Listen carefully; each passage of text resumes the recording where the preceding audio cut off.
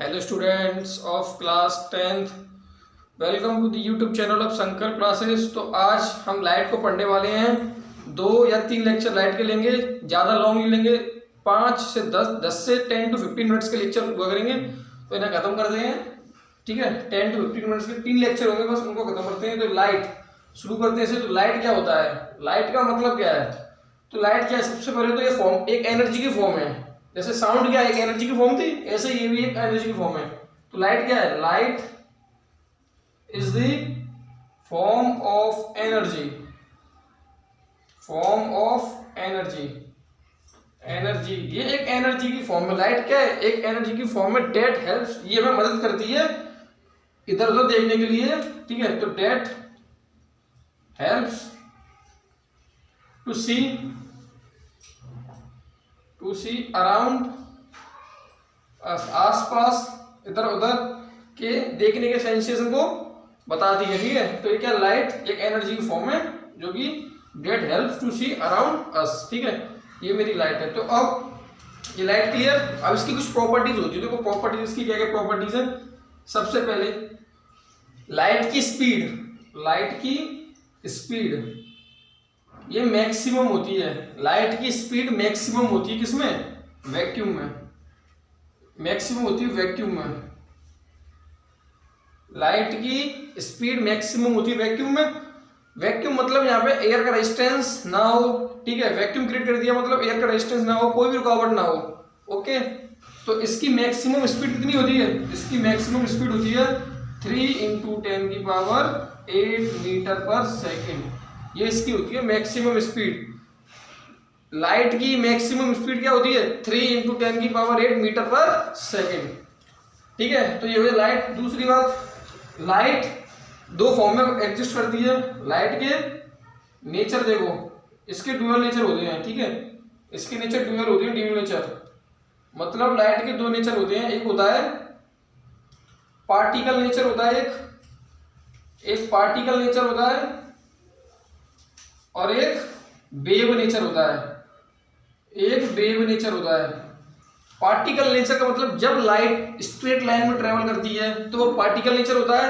और wave nature जब light wave की फॉर्म में ट्रेवल करती है वो उसका क्या है? वेव नेचर है। जब क्रस्ट और ट्रफ की फॉर्म में ट्रेवल करती है तो उसका वेव नेचर है।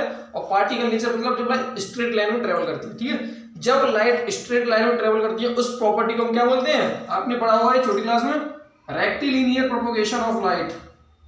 रेक्टिलिनियर प्रोपगेशन ऑफ लाइट, ये लाइट की प्रॉपर्टी होती है कि लाइट स्ट्रेट लाइन में ट्रेवल करती है। आई होप आपको ये क्लियर होगा। ठीक है, और एक और देखो, लाइट हमारी कौन सी वेव है? Light is an electromagnetic wave. Light मेरी इलेक्ट्रोमैग्नेटिक वेव है। इलेक्ट्रोमैग्नेटिक वेव, इस पॉइंट पर डालो आप स्टार। ये सबसे इंपॉर्टेंट पॉइंट है कि लाइट मेरी इलेक्ट्रोमैग्नेटिक वेव है। मतलब क्या है इलेक्ट्रोमैग्नेटिक वेव का? इलेक्ट्रोमैग्नेटिक वेव का मतलब है कि इसे कोई मीडियम नहीं चाहिए।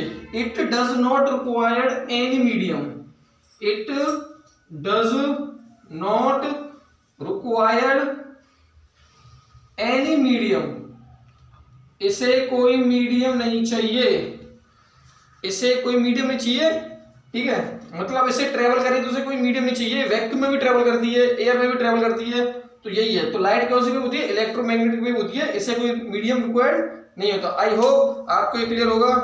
ठीक है, इसे रफ करता हूं, नोट करके जितना भी लिखा हूं उसे बस करते जाना। आप नोट करके तो रफ कर दो उसे।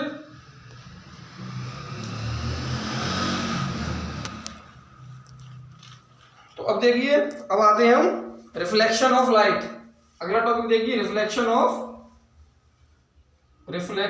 Of light. लाइट का रिफ्लेक्शन होना मतलब, मान लो ये कोई प्लेन सरफेस है। देखिए ये कोई प्लेन सरफेस है। जब लाइट आती है तो जो लाइट आती है प्लेन सरफेस पे, इसको हम बोलते हैं इंसिडेंट रे। इसको हम बोलते हैं इंसिडेंट रे। और जो लाइट रिफ्लेक्ट होके जाती है इसको बोलते हैं हम रिफ्लेक्टेड रे। रिफ्लेक्टेड रे। और ये कौन सी मेरी रे है? इंसिडेंट रे। ये कौन सी है? इंसिडेंट रे। ओके, जो लाइट आती है वो इंसिडेंट रे, जो जाती है वो रिफ्लेक्टेड रे। ये मान लो इसका ये नॉर्मल है। ये नॉर्मल है, ठीक है। तो जो इंसिडेंट रे और नॉर्मल के बीच में जो एंगल बनता है, इंसिडेंट रे और नॉर्मल के बीच में जो एंगल बनता है इसे बोलते हैं हम angle of incidence, angle of incidence. और जो रिफ्लेक्टेड रे एंड नॉर्मल के बीच में एंगल बनता है इसे बोलते हैं एंगल ऑफ रिफ्लेक्शन। जो इंसिडेंट रे और नॉर्मल के बीच में एंगल बनता है उसे बोलते हैं एंगल ऑफ इंसिडेंस, और जो नॉर्मल और रिफ्लेक्टेड रे के बीच में बनता है उसे बोलते हैं एंगल ऑफ रिफ्लेक्शन। तो रिफ्लेक्शन ऑफ लाइट क्या होती है? The bouncing back of light, the bouncing back of light, bouncing back of light in the same medium, in the same medium, medium same होना चाहिए। ये नहीं कि वाटर से एयर में जा रही है, एयर से वाटर में, वाटर से वाटर में, एयर से एयर में, सेम मीडियम होता है, ठीक है। The bouncing back of light in the same medium when it fall on a plane surface, when it fall on the plane surface, जब ये प्लेन सरफेस पे गिरती है तो उसका बाउंसिंग बैक हो जाना उसी को बोलते हैं रिफ्लेक्शन ऑफ लाइट, ठीक है। रिफ्लेक्शन ऑफ लाइट, जो रे आती है इंसिडेंट रे, जो जाती है रिफ्लेक्टेड रे। इंसिडेंट रे और नॉर्मल के बीच में एंगल ऑफ इंसिडेंस, और नॉर्मल और रिफ्लेक्टेड रे के बीच में angle of reflection. Reflection of light क्या होता था? बाउंसिंग ऑफ लाइट, लाइट का बाउंस बैक हो जाना, वापस जाना। When it fall on a plane surface, जब ये किसी प्लेन सरफेस पे गिरती है उसी को बोलते हैं रिफ्लेक्शन ऑफ लाइट। इसके लॉज देखो, इसके लॉज क्या हैं? इसके दो लॉज हैं, तो लॉज देखो इसके क्या हैं? लॉज ऑफ रिफ्लेक्शन क्या है मेरा? पहला लॉ क्या है? पहला लॉ है एंगल ऑफ इंसिडेंस और एंगल ऑफ रिफ्लेक्शन बराबर होता है, एंगल ऑफ इंसिडेंस और एंगल ऑफ रिफ्लेक्शन बराबर होता है, पहला लॉ ये है, ठीक है। दूसरा लॉ क्या है? दूसरा लॉ है कि incident ray, reflected ray and normal, incident ray, reflected ray and normal, they lie on same plane, ये सेम प्लेन में लाई करते हैं, एक ही प्लेन में लाई करते हैं, दे लाई ऑन सेम प्लेन, ये सेम प्लेन में लाई करते हैं। ओके, क्लियर होगा? पहला लॉ क्या होता है? इंसिडेंट एंगल और reflected angle always equal. Second point क्या है? Incident ray, normal and reflected ray, they lie on the same plane. ये इसके दो लॉज होते हैं। एक चीज याद रखना, ये वाला लॉ, ये वाले लॉज हमेशा वैलिड होते हैं, हमेशा वैलिड होते हैं। ये नहीं मान लो मैंने ये वाला रिफ्लेक्शन दिया, ये होता है डिफ्यूज्ड रिफ्लेक्शन, जब इंसिडेंट रे, रिफ्लेक्टेड रे डायरेक्शन सेम ना हो, तो इसमें भी जो एंगल ऑफ इंसिडेंस होगा और एंगल ऑफ रिफ्लेक्शन बराबर होगा, एंगल ऑफ इंसिडेंस और एंगल ऑफ रिफ्लेक्शन बराबर, मतलब ये लॉज हमेशा वैलिड रहते हैं, हमेशा वैलिड है। ओके, क्लियर है? नोट कर लिया होगा। अब देखो अगला टॉपिक,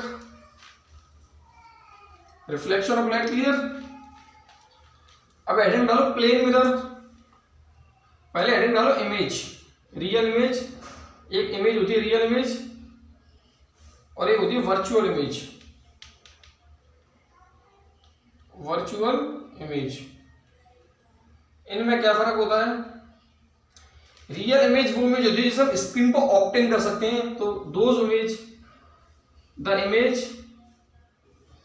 which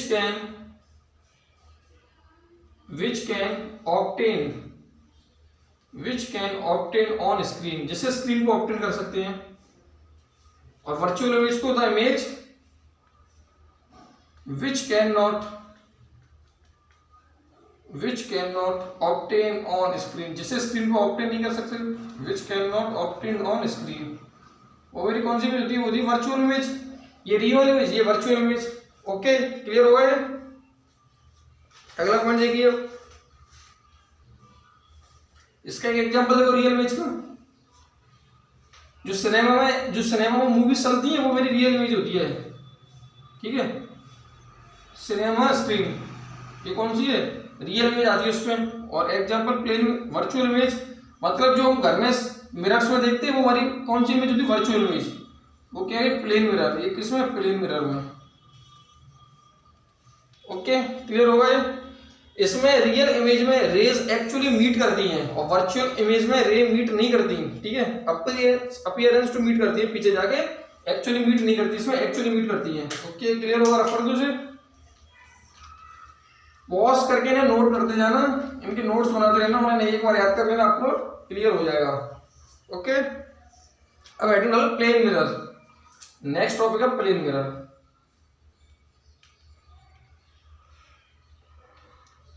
प्लेन मिरर, ये होता है मेरा प्लेन मिरर।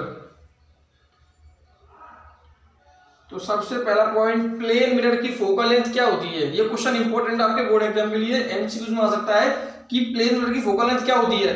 तो याद रखना प्लेन मिरर की फोकल लेंथ होती है इनफाइनाइट, ठीक है, क्योंकि जब आप इनफाइनाइट पे जाके इसका सर्कल कंप्लीट होगा तब इसकी रेडियस ऑफ कर्वेचर आएगी, तब फोकल लेंथ आएगी। तो इसकी इनफाइनाइट होती है फोकल लेंथ। पहला पॉइंट क्लियर प्लेन मिरर की। अब देखो क्या क्या इसकी प्रॉपर्टीज होती हैं।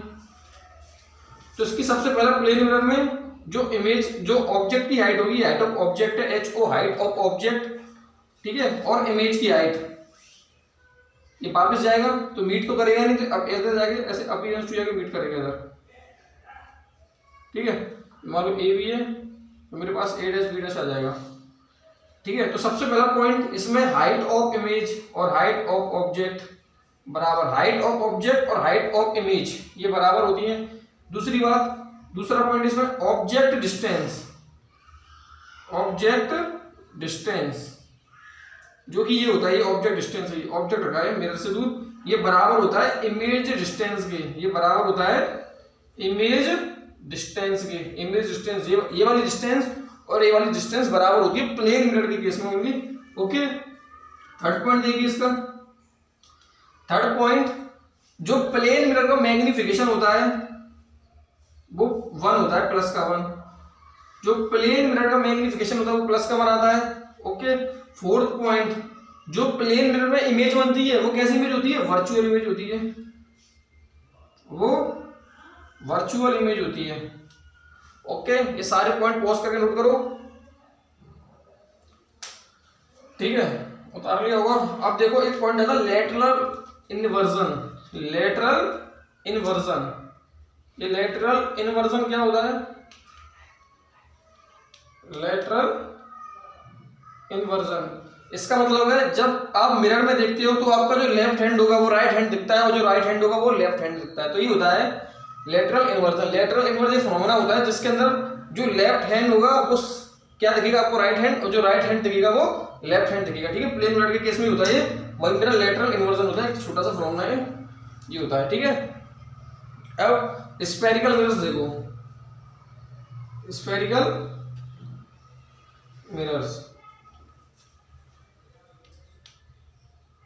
ओके। स्फेरिकल मिरर्स कौन से मिरर्स होते हैं, स्फेरिकल मिरर्स वो मिरर होते हैं जो स्फीयर का पार्ट होते हैं, ओके। जैसे मैं बात करूं स्फेरिकल मिरर्स, मान लो ये कोई स्फीयर है,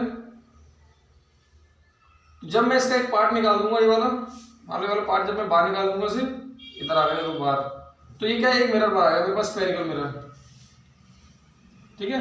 इसमें इसमें होती है इधर पॉलिशिंग होती है, ये पॉलिश्ड सरफेस होता है, और ये होता है मेरा रिफ्लेक्टिंग सरफेस। तो अब देखो इसके बारे में क्या क्या होता है। हमें दो ही पढ़ने स्फेरिकल मिरर्स में, एक कॉनकेव और एक कॉन्वेक्स, ठीक है। तो स्फेरिकल मिरर्स अगले लेक्चर में कंप्लीट करेंगे, ज्यादा लॉन्ग वीडियो नहीं लेनी, ठीक है। इतना आज के लिए बहुत है। अगले लेक्चर के लिए चैनल पे बने रहें, चैनल पर नहीं हो तो प्लीज चैनल को सब्सक्राइब करें। अगले लेक्चर में मिलते हैं, थैंक यू।